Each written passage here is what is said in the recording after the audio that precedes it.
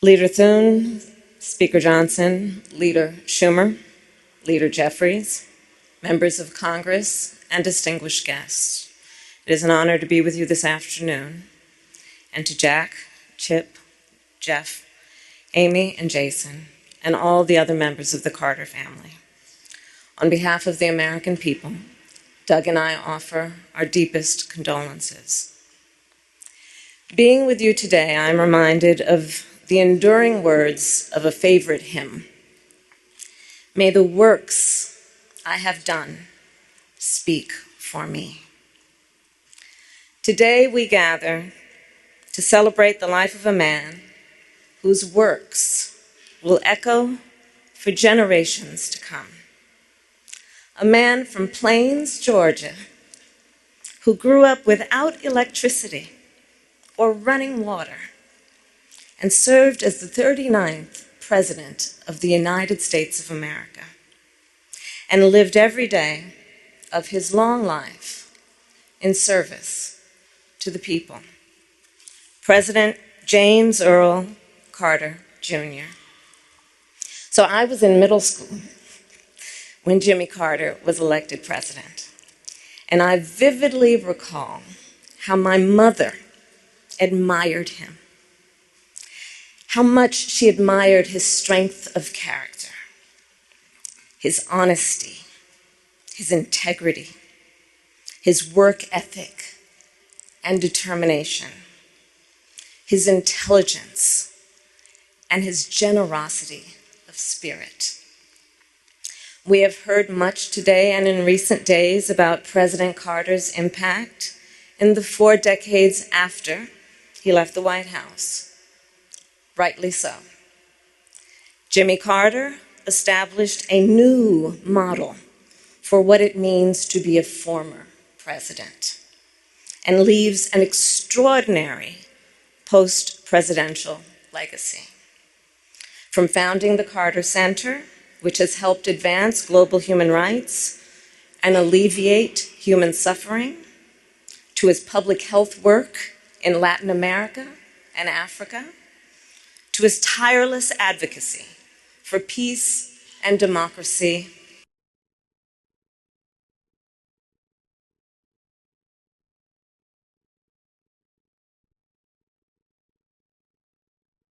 of his time.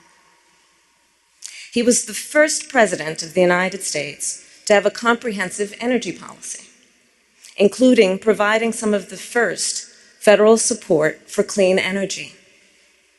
He also passed over a dozen major pieces of legislation regarding environmental protection, and more than doubled the size of America's national parks, including protecting our beloved redwoods in my home state of California. He was a president who, between the years of 1977 and 1981, appointed more Black Americans to the federal bench than all of his predecessors combined, and appointed 5 times as many women. And in the wake of Watergate, Jimmy Carter passed historic ethics legislation to help rebuild America's faith in government. Jimmy Carter, as president, was also a respected global leader. To be sure, the years of his presidency were not without international crises or challenges, but his legacy of global leadership is well established. In Asia, he instituted full diplomatic relations with China, which he would later call one of the most historically significant accomplishments of his presidency. And his legacy lives on in the Middle East because, do recall, in the decades before Jimmy Carter became president, Israel and Egypt had been at war numerous times. Few thought peace could be achieved between them.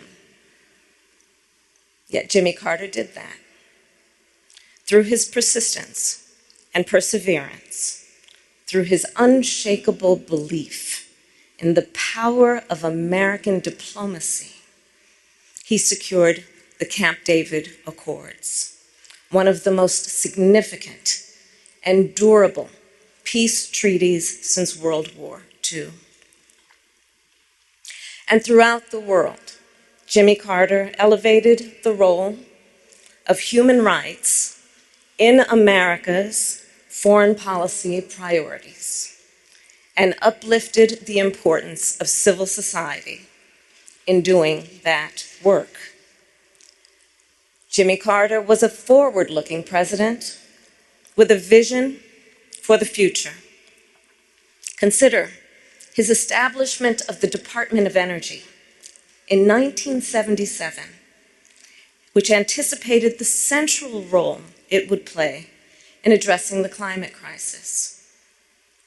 His creation of FEMA in 1979, which enabled our nation to mobilize a national response to disasters, which has helped countless communities rebuild and recover. And his founding of the Department of Education later that year, which elevated public education institutions and increased national standards for the education of America's children and future leaders. Jimmy Carter was that all too rare example of a gifted man who also walks with humility, modesty, and grace. Recall the stories from the 1976 campaign about how he slept in the homes of his supporters to share a meal with them at their table and to listen to what was on their minds. How on their first trip for Habitat for Humanity, Jimmy and Rosalind rode the bus with the other volunteers.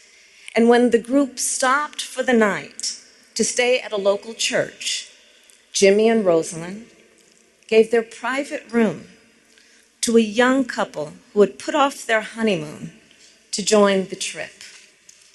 And with the other volunteers, they then slept on the floor of the church basement. And then, of course, his work to eradicate the vicious guinea worm disease that once disabled millions of people a year. It was one of the Carter Center's greatest triumphs. And Jimmy Carter, of course, given his nature, attributed its success not to his own leadership, but to the thousands of everyday Africans who were on the ground doing the work. Throughout his life and career, Jimmy Carter retained a fundamental decency and humility. James Earl Carter Jr. loved our country.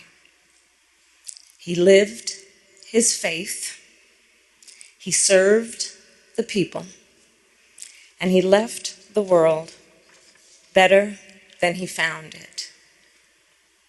And in the end, Jimmy Carter's work and those works speak for him, louder than any tribute we can offer.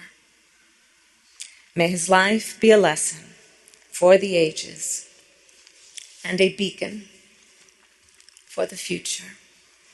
May God bless President Jimmy Carter, and may God bless the United States of America. Ding dong.